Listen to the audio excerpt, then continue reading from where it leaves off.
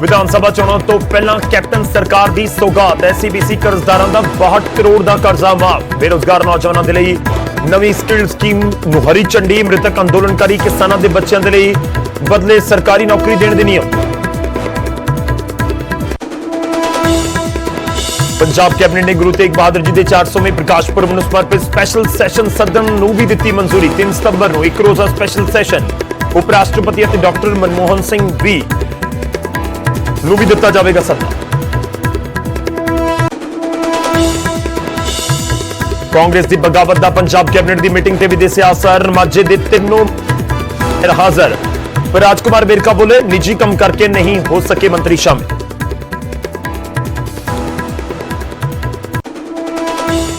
पंजाब कांग्रेस के कलेश की रिपोर्ट लेके दिल्ली पहुंचे हरीश रावत। हाईकमान के नाल करनगे मुलाकात। सिद्धू के सलाहकारां ते भी बोले रावत। कहा सिद्धू नूं हटाने पैणगे सलाहकार नहीं तो फिर पार्टी करेगी कार्रवाई।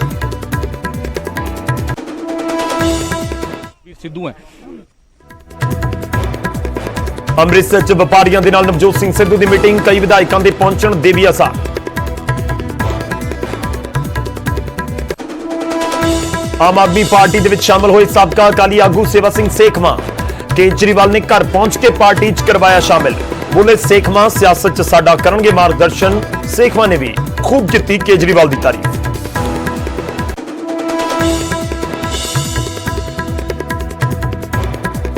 कल बॉलीवुड एक्टर सोनू सूद दिल्ली दे विच मुख्यमंत्री अरविंद केजरीवाल नाल करनगे मुलाकात। कड्ढे जा रहे ने सियासी मायने। बड़ा सवाल कि मुलाकात च होवेगी सियासी गलबात।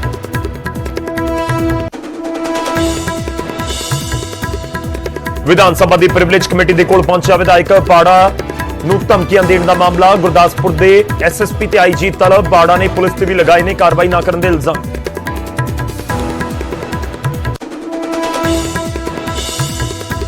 मशहूर पंजाबी गायक गुरदास मान के खिलाफ जलंधर के विच एफआईआर दर्ज। विवादित बयान के मामले च दर्ज होया मामला। बयान के लिए माफी मांग चुके ने गुरदास मान।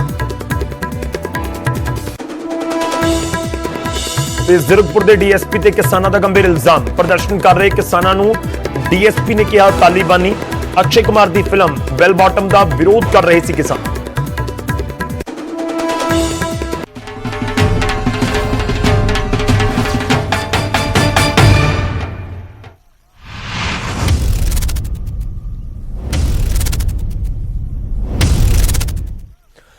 सत श्री अकाल, स्वागत है। गौरव शुक्ला मैं हां तुहाडे नाल। बुलेटिन का आगाज करन जा रहे हैं। सब तो पहला गल होवेगी गुरदास मान दी। जी हां, पंजाबी गायक गुरदास मान दी मुश्किलां वधदियां नजर आ रही ने। जलंधर दे विच नकोदर दे विच गुरदास मान के खिलाफ परचा दर्ज हो गया। विवादित बयान के मामले दे विच मामला दर्ज किया गया है। बयान के लिए बेशक माफी मांग चुके ने गुरदास मान, पर तुहानूं दस दईए कि जिहड़ियां सिख जथेबंदियां ने लगातार विरोध कर रही सी, धरने दे रही सी कि गुरदास मान के खिलाफ परचा दर्ज किया जाए। तुहानूं दस दईए कि लाडी शाह तीजे गुरु अमरदास जी का वंशज दसिया गया सी गुरदास मान दे वल्लों, ते इस नूं लैके इतराज सी। सिख जथेबंदियां ने बयान के उत्ते इतराज जताया सी। सख्त इतराज जताया गया।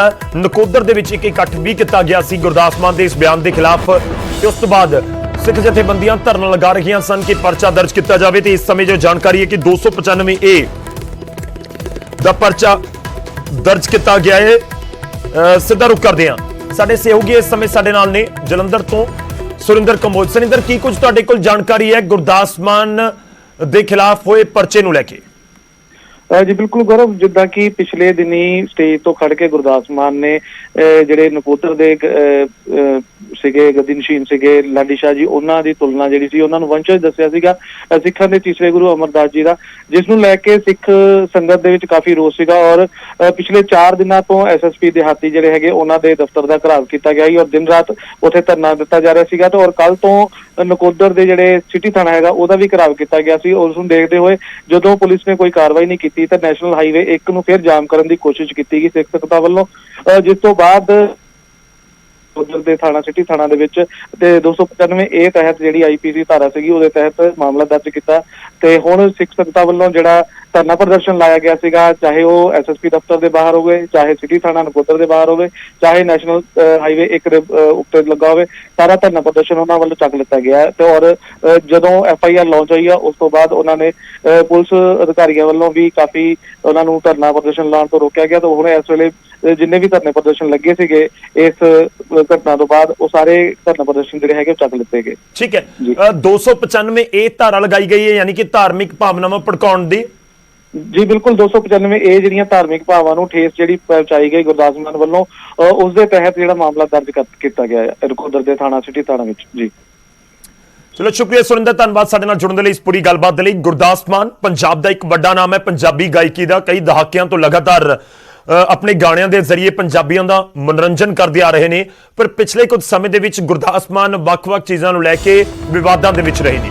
ਪਹਿਲਾਂ ਉਹਨਾਂ ਦੇ ਵੱਲੋਂ ਪੰਜਾਬੀ ਨੂੰ ਲੈ ਕੇ ਇੱਕ ਬਿਆਨ ਦਿੱਤਾ ਗਿਆ ਸੀ, ਉਸ ਤੋਂ ਬਾਅਦ ਜਦੋਂ ਕੈਨੇਡਾ ਦੇ ਵਿੱਚ ਸੀ ਉੱਥੇ ਵਿਰੋਧ ਹੋਇਆ ਤੇ ਸਟੇਜ ਤੋਂ ਇੱਕ ਇਤਰਾਜ਼ਯੋਗ ਸ਼ਬਦਾਵਲੀ ਵਰਤੀ ਗਈ ਗੁਰਦਾਸ ਮਾਨ ਦੇ ਵੱਲੋਂ, ਉਸ ਨੂੰ ਲੈ ਕੇ ਜ਼ਬਰਦਸਤ ਵਿਰੋਧ ਹੋਇਆ, ਵਿਵਾਦਾਂ ਦੇ ਵਿੱਚ ਘਿਰੇ ਤੇ ਹੁਣ ਜਿਹੜਾ ਵੰਸ਼ਜ ਦੱਸ ਦਿੱਤਾ ਗਿਆ ਲਾਡੀ ਸ਼ਾਹ ਨੂੰ ਤੇ ਉਸ ਤੋਂ ਬਾਅਦ ਗੁਰੂ ਅਮਰਦਾਸ ਜੀ ਦਾ, ਉਸ ਤੋਂ ਬਾਅਦ ਵੀ ਵਿਰੋਧ ਹੋ ਰਿਹਾ ਹੈ ਤੇ ਹੁਣ ਪਰਚਾ ਦਰਜ ਕਰ ਦਿੱਤਾ ਗਿਆ 295 ਦਾ। ਤੁਹਾਨੂੰ ਦੱਸਦੇ ਹਾਂ ਕਿ ਇਸ ਤੋਂ ਪਹਿਲਾਂ ਮਾਫੀ ਮੰਗ ਚੁੱਕੇ ਨੇ ਗੁਰਦਾਸ ਮਾਨ, ਕੀ ਕੁਝ ਉਹਨਾਂ ਨੇ ਮਾਫੀ ਦੇ ਵਿੱਚ ਕਿਹਾ ਸੀ ਤੇ ਕਿਹੜੇ ਬਿਆਨ ਨੂੰ ਲੈ ਕੇ ਇਤਰਾਜ਼ ਸੀ, ਦੋਵੇਂ ਸੁਣਾਵਾਂਗੇ। ਸ਼੍ਰੀ ਗੁਰੂ ਨਾਨਕ ਪਾਤਸ਼ਾਹ ਜੀ ਦੇ ਪਿਆਰੇ ਗੁਰਮੁਖੋ, ਬਾਬਾ ਮੁਰਾਦ ਸ਼ਾਹ ਜੀ ਦੇ ਡੇਰੇ ਵਿੱਚ ਹੋਈ ਗੱਲ ਆਪਣੇ ਗੁਰੂਆਂ ਦਾ ਅਪਮਾਨ ਕਰਨ ਦੀ ਕਦੇ ਵੀ ਨਹੀਂ ਹੋ ਸਕਦੀ, क्योंकि संत का निंदक महा अताई, संत का निंदक खिन टिकन न पाई, संत का निंदक महा हथियारा, संत का निंदक परमेश्वर मा। गुरु साहिबाना की किसी नाल तुलना नहीं हो सकती। हाँ, मैं इस गल का जिक्र किया सी कि गुरु नानक पातशाह जी महाराज जी के तीसरे स्वरूप श्री गुरु अमरदास जी महाराज भले परिवार दे विच पैदा हो और मेरे साईं जी भी नकोदर विखे भले परिवार दे विच पैदा होए। हाँ, ये गल मैं जरूर की है, मगर गुरु साहिबाना की तुलना किसी नाल भी नहीं हो सकती, क्योंकि वो सतगुरु ने, परम सतगुरु ने, आदि गुरु ने। उन्होंने अपमान किस तरह हो सकता, मैं सोच भी नहीं सकता। और मेरे वालों कही हुई गल किसी के दिल विच भी गलती नाल भी कोई ठेस पहुंचा गई होवे तो मैं उस लिए 100 बारी माफ़ी मंगू। और अपना ख्याल रखना, सेहत तंदुरुस्ती परमात्मा बनाई रखे, एक इतफाक मुहब्बत बनाई रखे। इन्हां गल्लां दे नाल वाहिगुरू जी का खालसा, वाहिगुरू जी की।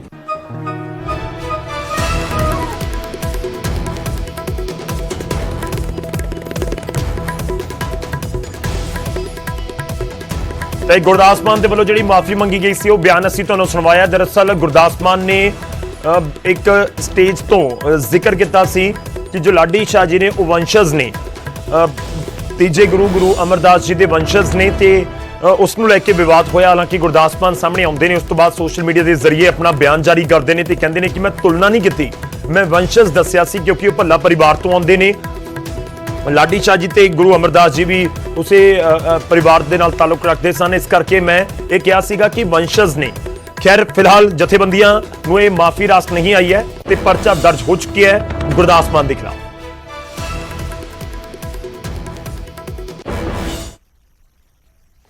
ਹੁਣ ਅੱਗੇ ਵਧਦੇ ਹਾਂ ਤੇ ਗੱਲ ਹੋਵੇਗੀ ਪੰਜਾਬ ਕੈਬਨਿਟ ਦੀ। ਪੰਜਾਬ ਕੈਬਨਿਟ ਦੀ ਮੀਟਿੰਗ ਹੋਈ ਤੇ ਮੀਟਿੰਗ ਦੇ ਵਿੱਚ ਕਈ ਵੱਡੇ ਫੈਸਲੇ ਲਏ ਗਏ ਨੇ, ਜਾਂ ਕਹੀਏ ਕਿ ਇਲੈਕਸ਼ਨ ਈਅਰ ਦੇ ਵਿੱਚ ਹੁਣ ਸੌਗਾਤਾਂ ਦੇ ਗੱਫੇ ਦਿੱਤੇ ਜਾ ਰਹੇ ਨੇ ਸਰਕਾਰ ਦੇ ਵੱਲੋਂ ਪੰਜਾਬ ਦੇ ਲੋਕਾਂ ਨੂੰ। ਸਰਕਾਰੀ ਮੁਲਾਜ਼ਮਾਂ ਤੇ ਪੈਨਸ਼ਨਰਾਂ ਦੇ ਲਈ ਵੱਡਾ ਫੈਸਲਾ ਲਿਆ ਗਿਆ। ਤਨਖਾਹ ਤੇ ਪੈਨਸ਼ਨਾਂ ਦੇ ਵਿੱਚ 15% ਦਾ ਵਾਧਾ ਕੀਤਾ ਗਿਆ ਹੈ। ਮੁਲਾਜ਼ਮਾਂ ਪੈਨਸ਼ਨਰਜ਼ ਨੂੰ 1500 ਕਰੋੜ ਦਾ ਵਾਧੂ ਬੋਨਸ ਦਿੱਤਾ ਗਿਆ ਹੈ। ਮੁਲਾਜ਼ਮਾਂ ਤੇ ਪੈਨਸ਼ਨਰਜ਼ ਦੇ ਬੇਸਿਕ ਪੇ ਦੇ ਵਿੱਚ 15% ਦਾ ਇਜ਼ਾਫਾ ਕਰ ਦਿੱਤਾ ਗਿਆ। ਵੱਡੀ ਖਬਰ ਹੈ ਇਸ ਸਮੇਂ ਦੀ, ਸੀਐਮ ਨੇ ਮੁਲਾਜ਼ਮਾਂ ਦੀਆਂ ਸ਼ਿਕਾਇਤਾਂ ਦੇ ਹੱਲ ਦੇ ਵੀ ਹੁਕਮ ਦਿੱਤੇ ਨੇ। ਪ੍ਰਦਰਸ਼ਨ ਜਾਰੀ ਰਹਿਣ ਤੇ ਸਖਤ ਕਾਰਵਾਈ ਕਰਨ ਨੂੰ ਵੀ ਕਿਹਾ ਹੈ। ਤਾਂ ਵੱਡੀ ਖਬਰ ਹੈ ਇਸ ਸਮੇਂ, ਇੱਕ ਵਾਰ ਫਿਰ ਤੋਂ ਤੁਹਾਨੂੰ ਦੱਸਦੇ ਹਾਂ ਕਿ ਕਿਹੜੇ ਜਿਹੜੇ ਸਰਕਾਰੀ ਮੁਲਾਜ਼ਮ ਨੇ ਉਹਨਾਂ ਨੂੰ ਕਿਵੇਂ ਫਾਇਦਾ ਹੋਏਗਾ। ਸਰਕਾਰੀ ਮੁਲਾਜ਼ਮਾਂ ਤੇ ਪੈਨਸ਼ਨਰਜ਼ ਦੇ ਲਈ ਇਹ ਵੱਡਾ ਫੈਸਲਾ ਲਿਆ ਗਿਆ ਹੈ। ਤਨਖਾਹ ਤੇ ਪੈਨਸ਼ਨਾਂ ਦੇ ਵਿੱਚ 15% ਵਾਧੇ ਦਾ ਐਲਾਨ ਕਰ ਦਿੱਤਾ ਗਿਆ। ਮੁਲਾਜ਼ਮਾਂ ਪੈਨਸ਼ਨਰਜ਼ ਨੂੰ 1500 ਕਰੋੜ ਦਾ ਵਾਧੂ ਬੋਨਸ ਦਿੱਤਾ ਗਿਆ ਸਰਕਾਰ ਦੇ ਵੱਲੋਂ। ਕੈਬਨਿਟ ਦੀ ਮੀਟਿੰਗ ਦੇ ਵਿੱਚ ਇਹ ਫੈਸਲਾ ਹੋਇਆ। ਤਾਂ ਮੁਲਾਜ਼ਮਾਂ ਤੇ ਪੈਨਸ਼ਨਰਜ਼ ਦੀ ਜੋ ਬੇਸਿਕ ਪੇ ਹੁੰਦੀ ਹੈ ਉਸ ਦੇ ਵਿੱਚ 15% ਦਾ ਵਾਧਾ ਕੀਤਾ ਗਿਆ ਹੈ। ਯਾਨੀ ਕਿ ਜੇਕਰ ਕਿਸੇ ਦੀ 10,000 ਬੇਸਿਕ ਪੇ ਹੈ ਤਾਂ ਫਿਰ 1500 ਰੁਪਏ ਦਾ ਵਾਧਾ, ਜੇਕਰ ਕਿਸੇ ਦੀ 20,000 ਰੁਪਏ ਬੇਸਿਕ ਸੈਲਰੀ ਹੈ ਤਾਂ ਕਰੀਬ 3,000 ਦਾ ਵਾਧਾ। ਹੋਰ ਸਮਝਣ ਦੀ ਕੋਸ਼ਿਸ਼ ਕਰਦੇ ਹਾਂ, ਸਿੱਧਾ ਰੁਕ ਕਰਦੇ ਹਾਂ। ਪੰਕਜ ਕਪਾਹੀ ਸਾਡੇ ਸਹਿਯੋਗੀ ਸਾਡੇ ਨਾਲ ਨੇ। ਪੰਕਜ, ਸਮਝਾਓ ਕਿ ਤਨਖਾਹਾਂ ਹੁਣ ਵੱਧ ਕੇ ਆਉਣਗੀਆਂ, ਕੀ ਮਤਲਬ ਕੱਢਿਆ ਜਾਵੇ ਇਸ ਦਾ, ਜੋ 15% ਬੇਸਿਕ ਤਨਖਾਹ ਦੇ ਉੱਤੇ ਇਜ਼ਾਫੇ ਦਾ ਕੈਬਨਿਟ ਨੇ ਐਲਾਨ ਕੀਤਾ ਹੈ। बिल्कुल बिल्कुल गौरव, क्योंकि लगातार जो सरकारी मुलाजम ने वो मांग कर रहे थे, वो कह रहे थे कि ਸਰਕਾਰ ਨੇ ਜਿਹੜੇ ਵਾਅਦੇ ਕੀਤੇ ਸੀ ਜਦੋਂ ਸੱਤਾ ਤੋਂ ਆਉਣ ਤੋਂ ਪਹਿਲਾਂ, ਉਹ ਵਾਅਦੇ ਜਿਹੜੀ ਹੈ ਉਹ ਪੰਜਾਬ ਸਰਕਾਰ ਨਹੀਂ ਨਿਭਾ ਰਹੀ। ਔਰ ਇਸੇ ਵਜ੍ਹਾ ਕਰਕੇ ਅਸੀਂ ਦੇਖ ਰਹੇ ਸੀਗੇ ਕਿ ਸੈਕਟਰੀਏਟ ਦੇ ਵਿੱਚ ਵੀ ਵਿਰੋਧ ਪ੍ਰਦਰਸ਼ਨ ਸਰਕਾਰੀ ਮੁਲਾਜ਼ਮਾਂ ਦਾ ਹੋ ਰਿਹਾ ਸੀ ਔਰ ਕਈ ਥਾਵਾਂ ਤੇ ਪ੍ਰਦਰਸ਼ਨ ਕਰ ਰਹੇ ਸੀਗੇ। ਇਸ ਮੁਤਲਕ ਇੱਕ ਸਬ ਕਮੇਟੀ ਵੀ ਪੰਜਾਬ ਸਰਕਾਰ ਵੱਲੋਂ ਕੁਝ ਮੰਤਰੀਆਂ ਦੀ ਬਣਾਈ ਗਈ ਸੀਗੀ ਜਿਹੜੇ ਸਰਕਾਰੀ ਮੁਲਾਜ਼ਮਾਂ ਦੇ ਨਾਲ ਗੱਲਬਾਤ ਕਰ ਰਹੇ ਸੀਗੇ।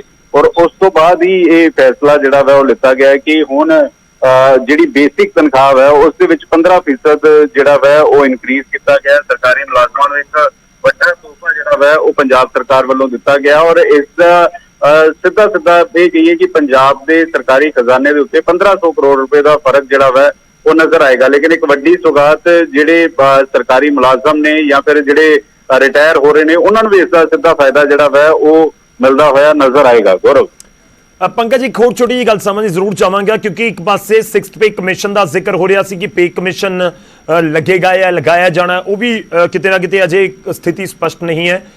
ਤੇ ਇਸ ਵਿਚਾਲੇ ਕੀ ਇਹ ਸਾਰੇ ਮੁਲਾਜ਼ਮਾਂ ਨੂੰ ਹੋਏਗਾ? ਕਿਉਂਕਿ ਹੁਣ ਸੈਕਟਰੀਏਟ ਦੇ ਵਿੱਚ ਵੀ ਮੁਲਾਜ਼ਮ ਨੇ, ਟੀਚਰ ਵੀ ਹੈਗੇ ਨੇ, ਪੁਲਿਸ ਮੁਲਾਜ਼ਮ ਵੀ ਹੈਗੇ ਨੇ, ਬਹੁਤ ਸਾਰੇ ਡਿਪਾਰਟਮੈਂਟ ਨੇ ਵੱਖ-ਵੱਖ ਜਿਹੜੇ ਪੰਜਾਬ ਸਰਕਾਰ ਦੇ ਅਧੀਨ ਆਉਂਦੇ ਨੇ। ਸਭ ਦੇ ਲਈ ਹੈ ਜਾਂ ਕੋਈ ਖਾਸ ਕੈਟਾਗਰੀ ਦੇ ਲਈ?